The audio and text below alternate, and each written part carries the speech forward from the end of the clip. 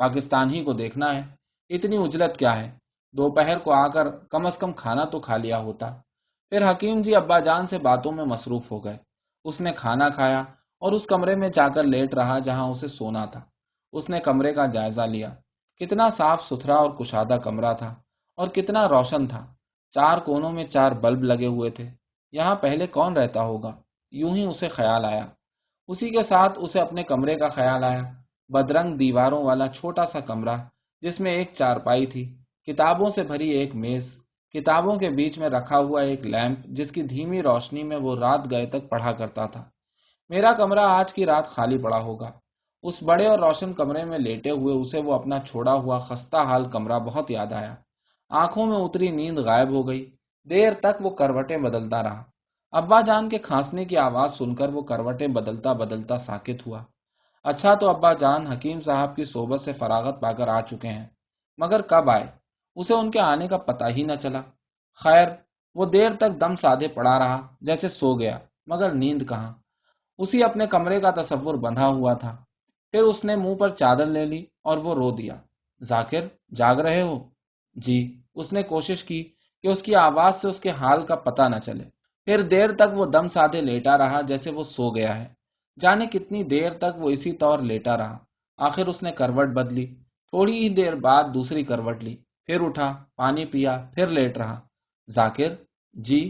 وہ سمجھ رہا تھا کہ ابا جان سو گئے ہیں، مگر وہ تو جاگ رہے تھے۔ کیا بات ہے، سوئے نہیں؟ کل رات بھر کے جاگے ہوئے ہو، سو جاؤ۔ نیند نہیں آ رہی؟ ہاں، نئی جگہ ہے اور پہلی رات ہے، ایک تامل کے ساتھ انہوں نے کہا۔ چپ ہوئے، پھر بولے، اب سے پہلے بھی میرے ساتھ یہی ہوا کہ کبھی کسی نئی جگہ گیا تو پہلی رات تو بالکل نیند نہیں آئی۔ اس نے چادر منہ پر لے لی۔ اس کی آنکھ پھر بھر آئی تھی۔ وہ رات اپنی بے خوابی کے ساتھ اس کے تصور میں منور ہوتی چلی جا رہی تھی۔ وہ دن ماں اپنی رات کے اس کی گرفت میں تھا، تو یہ تھا اس دیار میں میرا پہلا دن۔ میں دن بھر ایک تازہ زمین پر، ایک تازہ آسمان تلے خوشی سے سرشار چلتا رہا۔ پھر رات آئی اور میری بے نیند آنکھیں آنسوؤں سے تربتر ہو گئیں۔ وہ دن اسے بہت پاکیزہ نظر آیا، اپنی رات سمیت، اپنے اس رات کے آنسوؤں سمیت۔ اس دن کو میں بھول گیا تھا۔ اسے تعجب ہوا، اتنے اجلے دن کو۔ اس کے بعد تو دن میلے ہی ہوتے چلے گئے۔ شاید یہی ہوا کرتا ہے، دن گزرتے چلے جاتے ہیں اور پہلے دن کی پاکیزگی گردش ایام میں زائل ہوتی چلی جاتی ہے۔ کتنی جلدی ہمارے دنوں کی پاکیزگی زائل ہو گئی، کتنی جلدی ہماری راتوں سے ٹھنڈک رخصت ہو گئی۔ مگر خیر، وہ ایک دن، اس دیار میں میرا وہ پہلا دن، میرے حافظے میں منور رہنا چاہیے۔ مگر اس خیال کے ساتھ کچھ آس پاس کے دن بھی منور ہو گئے اور اسے ایک دن کے گرد اکٹھے ہوتے چلے گئے۔ منور دنوں کا ایک جھرمٹ سا بن گیا۔ جب پاکستان ابھی نیا نیا تھا، جب پاکستان کا آسمان تازہ تھا، روپ نگر کے آسمان کی طرح، اور زمین ابھی میلی نہیں ہوئی تھی۔ کس طرح ان دنوں قافلے کالے کوسوں چل کر یہاں پہنچ رہے تھے۔ روز کوئی قافلہ شہر میں داخل ہوتا اور گلیوں محلوں میں بکھر جاتا۔ جسے جہاں سر چھپانے کے لیے کونا مل گیا وہاں پسر گیا۔ جسے کشادہ مکان میسر آ جاتا، وہ پہلے اپنی خوشی سے، پھر مروت میں آنے والوں کو پناہ دیتا چلا جاتا، یہاں تک کہ وہ کشادہ مکان تنگ نظر آنے لگتا۔ پناہ لینے والے پوری داستان سناتے کہ سفر میں کیسے کیسے رنج انہوں نے کھینچے اور کن مشکلوں سے یہاں پہنچے۔ پھر ان کا حال سناتے جنہیں وہ پیچھے چھوڑ آئے تھے۔ پھر پناہ دینے والے اور پناہ لینے والے مل کر انہیں یاد کرتے، جنہوں نے زمین پکڑی اور اپنے گھروں کو اور بزرگوں کی قبروں کو نہیں چھوڑا۔ انہیں دھیان میں لاتے جو ساتھ ساتھ نکلے تھے مگر رستے میں بچھڑ گئے، اور جنہیں وہ اجنبی راہوں میں بے گور و کفن چھوڑ آئے۔ وہ مل کر ان سب پیچھے رہ جانے والوں کو ایک ملال کے ساتھ یاد کرتے۔ دل ان کے بھر آتے اور آنکھیں ڈبڈبانے لگتی۔ پھر آنکھیں پوچھتے اور اگلے دنوں کی سوچتے کہ یہاں کیسے گزر بسر کرنی ہے۔ آن ملنے والے کس کس رنگ میں آن کر ملتے۔ کبھی چلتے چلتے بازار میں مٹ بھیڑ ہو گئی۔ اما تم کہاں؟ بھیا، وہاں جینے کا دھرم نہیں رہا تھا، سوچا کہ استاد یہاں سے نکل چلو، بس بستر باندھا اور اسپیشل میں بیٹھ لیا۔ کبھی اچانک دروازے پر دستک ہوتی، دروازہ کھلنے پر کبھی سامان اور سواریوں سے لدا پھندا تانگا کھڑا نظر آتا، کبھی اکیلا آدمی بے سر و سامان، لباس میلا کچیلا، سر میں گرد اٹی ہوئی، شیپ بڑھی ہوئی، پہلی نظر میں صورت پہچاننے میں نہ آتی، جب پہچانی جاتی تو آنکھیں حیرت زدہ ہو کر دیکھتی، ارے تم ہو؟ بے ساختہ بغل گیر ہونا، سوال پہ سوال کرنا، کیسے آئے؟ راستے میں سب خیریت رہی؟ باقی لوگ کہاں ہیں؟ کیا اکیلے چلے تھے؟ سامان کہاں ہے؟ خیریت کیسی؟ ٹرین پر حملہ ہو گیا تھا۔ اللہ خیر کرے۔ پھر؟ بس اللہ نے خیر ہی کی، جان اور آبرو رکھ لی، ورنہ کوئی کسر تو نہیں رہ گئی تھی۔ اللہ تیرا شکر ہے۔ پھر باقی لوگ کہاں ہیں؟ والٹن کیمپ میں ہیں۔ میاں جب گھر موجود ہے تو کیمپ میں کیوں پڑے ہو؟ یہی سوچا تھا کہ پہلے معلوم کر لیں کہ گھر میں کچھ گنجائش بھی ہے۔ میاں، دلوں میں گنجائش ہونی چاہیے۔ گنجائش ویسے مکانوں میں بھی کم نہیں تھی۔ شام نگر میں کتنے مکان خالی پڑے تھے، کتنے مکان تھے کہ کھلے پڑے تھے، دروازے اور دریچے سب کھلے ہوئے۔ کھلے دریچوں سے گھر میں بھرا ساز و سامان نظر آتا ہوا لگتا تھا کہ جانے والے بس اچانک دامن جھاڑ کے اٹھ کھڑے ہوئے اور نکل گئے۔ ایسے بھی مکان تھے جن میں موٹے موٹے تالے پڑے تھے، اوپر نیچے کے سب دریچے احتیاط سے بند کیے ہوئے۔ لگتا تھا کہ جانے والے واپسی کے خیال سے گھروں کو بند کر کے لمبے سفر پر گئے ہیں۔ کسی کسی گھر کی بالائی منزل کا کوئی دریچہ بے دھیانی میں کھلا رہ گیا تھا، اور اب جب ہوا تیز چلتی تھی تو دریچے کھلتے بند ہوتے پٹ دھاڑ دھاڑ بولتے تھے۔ کوئی کوئی عمارت ادھ بنی پڑی تھی، کوئی تعمیر کے آخری مرحلے میں آ کر جہاں کی تہاں رہ گئی تھی۔ ان عمارتوں والے دور کے شہروں میں سر چھپانے کے لیے کونے ڈھونڈتے پھرتے ہوں گے۔ دور کے شہروں سے آنے والے ان عمارتوں میں سر چھپانے کے لیے تگ و دو کرتے پھرتے تھے۔ ان عمارتوں میں بہت گنجائش تھی، ان عمارتوں سے زیادہ دلوں میں گنجائش تھی۔ حکیم بندے علی نے اپنے مقبوضہ 2 منزلہ مکان میں کتنے گھرانوں کو پناہ دے رکھی تھی۔ ننوا اس وقت پہنچا جب 2 منزلیں بھر چکی تھیں۔ حکیم جی، میں تو جی تمہارے اس باہر کے برآمدے میں پڑ رہوں گا۔ ہاں ہاں، شوق سے۔ حاضر میں کیا حجت ہے؟ ننوا نے اپنے ٹبر کے ساتھ اس باہر کے برآمدے میں ڈیرے ڈال دیے۔ وہ دن اچھے ہی تھے، اچھے اور سچے۔ مجھے وہ دن یاد رکھنے چاہیے، بلکہ قلم بند کر لینے چاہیے کہ مبادا ذہن سے پھر اتر جائیں۔ اور بعد کے دن انہیں بھی کہ پتہ چلے کہ کیوں کر دنوں سے اچھائی اور سچائی معدوم ہوتی چلی گئی، کیوں کر دنوں سے نحوست اور راتوں سے دہشت وابستہ ہوتی چلی گئی۔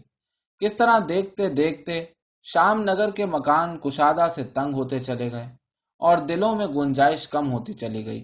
قافلوں کا تانتا ٹوٹ چکا تھا، بس کبھی کوئی اکا دکا فرد، کبھی کوئی چھوٹا موٹا خاندان آ نکلتا، شام نگر میں بھٹکتا پھرتا، کہیں سر چھپانے کی جگہ نہ ملتی۔ شام نگر کے سب مکان بھر چکے تھے، جو کھلے پڑے تھے وہ بھی، جو مقفل تھے وہ بھی، جو ادھ بنے رہ گئے تھے وہ بھی۔ جس مقفل عمارت کا ایک بالائی دریچہ کھلا رہ گیا تھا اور دوپہروں اور راتوں کو تیز ہوا چلنے پر ایک ڈراؤنے شور کے ساتھ کھلتا اور بند ہوتا تھا، اب اس کے صدر دروازے سے بچے اور جوان آتے جاتے نظر آتے اور اس بالائی دریچہ پر ایک چک پڑی دکھائی دیتی تھی۔ بالائی منزلوں کے دریچوں پر کہیں چکیں پڑی تھیں، کہیں رنگین پردے، کہیں ٹاٹ۔ اونچی منڈیروں پر کہ کل تک ویران پڑی تھیں، رنگ برنگ گیلے کپڑے پھیلے نظر آتے۔ اس سفید انڈا سی عمارت میں جس کے چوپٹ کھلے دروازے اندر کے فرنشڈ کمروں کا پتہ دیتے تھے، اب باہر کے چپ والے برآمدے میں بھینس بندھی نظر آتی تھی، اور ڈرائنگ روم میں نقشہ یہ دکھائی پڑتا تھا کہ فرنیچر ایک طرف ڈھیر کیا ہوا تھا، باقی جگہ میں بھوسے اور اپلے کے ڈھیر۔ شام نگر میں بے سر و سامانی کا نقشہ اب نہیں تھا۔ زندگی کی ضرورتیں کہ ہجرت میں مختصر ہوتے ہوتے تن ڈھانکنے اور پیٹ بھرنے تک محدود ہو گئی تھیں، اب بھی بڑھ کر پھیل گئی تھیں اور بڑھتی پھیلتی چلی جا رہی تھیں۔ جن مکانوں نے کئی کئی خاندانوں کو پناہ دی، اب وہ مکان باقی خاندانوں سے گلو خلاصی حاصل کر کے کسی ایک خاندان کی رہائش گاہ تھے، مگر اس کے باوصف اب ان میں مکانیت کم اور مکینوں کی ضروریات زیادہ نظر آنے لگی تھیں۔ جن مکانوں میں ہنوز مختلف خاندان ٹھسے ہوئے تھے، ان میں ہر خاندان اپنی ضروریات زندگی میں اضافہ کرنے کے ساتھ ساتھ پھیلنے کی کوشش کر رہا تھا۔ کوئی مکین پھیلتے پھیلتے اپنی حدوں سے نکل کر دوسروں کی حدوں میں پھیلنے پر مائل نظر آتا، دوسری طرف سے مزاحمت ہوتی، تو تکار، پھر ایک کا ہاتھ اور دوسرے کا گریباں۔ لڑنے والے پہلے اندر اندر لڑتے، پھر لڑتے لڑتے باہر نکل آتے۔ ہمسائے پہلے تو تماشا دیکھتے، پھر بیچ بچاؤ کراتے۔ کوئی پھرتیلا مکین بھاگ دوڑ کر کے پورا مکان اپنے نام الاٹ کرا لیتا، پھر باقی مکین ٹانڈا بانڈا لاد کر نئے ٹھکانے کی تلاش میں نکلتے۔ جس نے نکلنے میں پسو پیش کیا وہ تھانے کچہری میں کھچا کھچا پھرتا۔ حکیم جی، کیا ننوا چلا گیا یہاں سے؟ میں نے اس برآمدے کو جہاں اب ایک ٹھنڈے چولہے کے سوا کچھ نہیں رہ گیا تھا حیرت سے دیکھا، اور بغلی کمرے میں جا کر کے حکیم بندے علی کا مطب تھا وہاں سوال کیا۔ نہ جاتا تو کیا کرتا، پولیس آ کر برتن بھانڈے سڑک پر پھینکنے لگی تھی۔ چپ ہوئے، پھر بولے، ہم بھی مکان کی تلاش میں ہیں۔ آپ؟ ہاں میاں، میں۔ پولیس کے ہاتھوں بے عزت ہونے سے یہ اچھا ہے کہ آدمی خود ہی اٹھ جائے، مگر پہلے تو آپ ہی اس مکان میں آئے تھے، آپ ہی نے ہم سب کو پناہ دی تھی۔ بیٹے سوتے کی کٹیا، جاگتے کا کٹا۔ منشی مصعب حسین بھاگ دوڑ کر کے اپنے نام کا آرڈر لے آئے ہیں۔ رکے، بولے، اس کی آنکھ میں سور کا بال ہے، وہ کسی کو یہاں ٹکنے نہیں دے گا۔ میں نے اندر جا کر ذکر کیا، ابا جان، ننوا تو چلا گیا۔ ابا جان نے کوئی جواب نہیں دیا، اور حکیم جی بھی مکان کی تلاش میں ہیں۔ ابا جان نے جیسے سنا ہی نہیں۔ ہاں امی بولی، تم مکان کب تلاش کرو گے؟ ہمیں بھی نکلنا پڑے گا۔ کیوں، تم میں کیا سرخاب کے پر لگے ہوئے ہیں؟ امی، یا منشی وہاں تو ایسا نہیں تھا۔ امی نے ٹھنڈا سانس بھرا، یہاں آ کے تو لوگوں کی آنکھوں کا پانی مر گیا۔ تجھے تو کیا یاد ہوگا، جب تیرے دادا ابا زندہ تھے تو یہ منشی مصعب حسین ہماری دیوڑی نہیں چھوڑتے تھے۔ اللہ کی شان کہ اب ہمیں آنکھیں دکھاتے ہیں۔ ابا جان نے امی کو دیکھا، کچھ ناخوش سی نظروں سے، پھر بولے، والد مرحوم نے اپنے وقت میں کس کس کو فیض نہیں پہنچایا، مگر کسی پر جتایا نہیں۔ ہم نے بھی کب کسی پر جتایا، مگر جب جی جلتا ہے تو بات زبان پر آ ہی جاتی ہے۔ وہاں پر کیا اوقات تھی، یہاں آ کے گنجے کو ناخن مل گئے۔ ذاکر کی ماں، ابا جان کے لہجے میں سرزنش کا رنگ تھا۔ اللہ تعالیٰ غرور کرنے والے کو پسند نہیں کرتا۔ ہاں مگر تم نے تو غرور کبھی نہیں کیا تھا، خدا نے تمہیں کتنا پسند کیا۔ آج سر چھپانے کے لیے کوئی کونا نہیں ہے، امی نے جلے بھنے لہجے میں کہا، اور چپ ہو گئیں۔ میں آہستہ سے اٹھا اور باہر نکل گیا۔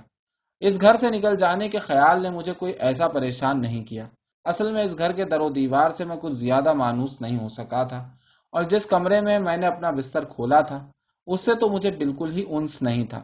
مجھے اپنا چھوڑا ہوا کمرہ اکثر یاد آتا تھا۔ کتنی چھوٹی چھوٹی چیزیں ایک دم سے کتنی وقی بن گئی تھیں۔ کوئی غیر اہم سی بات، کوئی ننھی سی چیز، کبھی بیٹھے بیٹھے، کبھی چلتے چلتے یاد آ جاتی۔ ایک منظر تصور میں ابھرتا، اس سے پیوست کوئی دوسرا منظر، پھر ان دونوں سے بالکل غیر متعلق کوئی تیسرا منظر۔ یادیں لہروں کی مثالیں امٹتی رہتی، اور میں ان میں بہتا رہتا، اور وہ لہر جو ہر لہر میں شامل تھی اور لہروں کے سارے سلسلے کو منور کر رہی تھی، صابرہ۔ ہم آخری دنوں میں کتنے گھل مل گئے تھے، اور جب میں اسے پہنچانے انوپ نگر گیا تھا، اس کے ساتھ اپنا پہلا اور آخری سفر۔ ہم ویاس پور سے منہ اندھیرے نکلے تھے، لیکن جب لوری بلند شہر جا کے رکی تو دوپہر ہو چکی تھی، اور جب ہمارا اکا دوسرے اڈے پر جانے کے لیے، جہاں سے انوپ نگر کے لیے لوریاں چلتی ہیں، بازار سے گزرا تو بورا والوں کی گلی میں اتنا دھواں اور اتنے تتیے تھے کہ میرا دم گھٹنے لگا۔ اس نگر کی بستیاں اپنی اسی رنگت سے تو پہچانی جاتی ہیں، یہ رنگت ویاس پور کی رنگت سے کتنی مختلف تھی۔ دھواں، تتیے، گڑسلیں، گرد۔ بازار میں جہاں پینٹ لگتی وہاں کتنی گڑسلیں ہوتی تھیں، اور جس گلی میں ہڑے بڑے چولہوں پر شکر کے کڑھاؤ چڑھے نظر آتے وہاں کتنا دھواں اور تتیے ہوتے تھے کہ گلی سے گزرنا مشکل ہوتا۔ بازار سے آگے جاؤ تو کنکر بچھی گرد آلود سڑکیں، کہیں ہموار، کہیں گڑھے پڑے ہوئے۔ انوپ نگر کی لوری کہیں تیسرے پہر کو چلی ہے۔ گنگا کے پل سے گزرتے گزرتے اندھیرا ہو گیا، جانے کیسے، جانے کس وقت وہ ہاتھ میرے ہاتھ میں آ گیا۔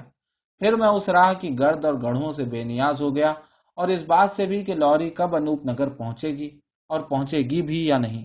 چلتے چلتے میں ٹھٹکا، افضال تم کیا کر رہے ہو؟ دوستوں کے ساتھ ہمدردی۔ میں نے چکرا کر ادھر ادھر دیکھا، وہاں تو کوئی بھی نہیں تھا، بس درخت تھے اور گرتے ہوئے زرد سوکھے پتے۔ کون دوست؟ یہ سب درخت میرے دوست ہیں۔ آج وہ مشکل میں ہیں، لگتا ہے کہ بالکل برہنہ ہو جائیں گے۔ میں وہیں گھاس پر افضال کے برابر بیٹھ گیا، پھر گرد و پیش کا جائزہ لیا۔ یار، موسم بالکل ہی بدل گیا۔ جب ہم آئے تھے تو برسات ختم ہو رہی تھی، جاڑے شروع ہو رہے تھے۔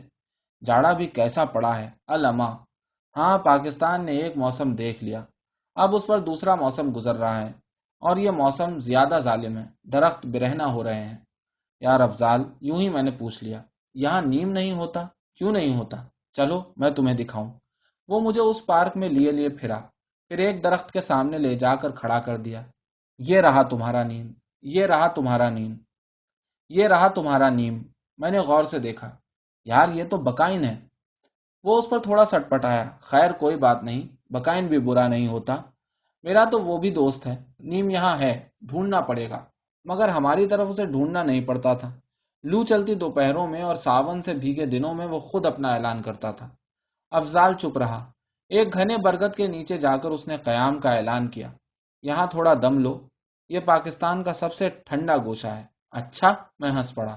ہاں، افضال نے سنجیدگی سے کہا، اصل میں میری آشنائی برگد سے زیادہ ہے۔